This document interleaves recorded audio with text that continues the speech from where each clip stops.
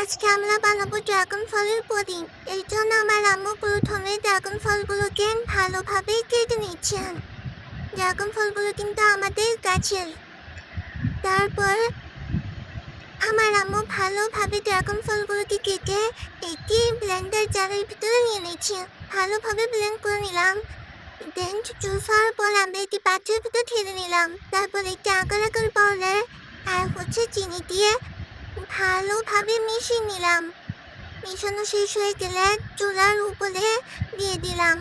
ভালোভাবে আস্তে আস্তে আস্তে আস্তে লাড়তে লাড়তে জাল দিয়ে নিলাম। জাল দিয়ে যখন ড্রাগন ফলের জুসটা একদম কম হয়ে গেছে, তারপর আমরা এটি পাত্রে ঢেলে নিলাম। ঢেলে নেওয়ার পরে 30 মিনিটের জন্য অপেক্ষা করব। 30 মিনিট পরে আমরা ভালোভাবে কেটে পেটের ভিতরে ঢেলে নিলাম। তারপর দেখেন ড্রাগন ফলটা কি সুন্দর হয়েছে, কিন্তু অনেক মজা হয়েছে।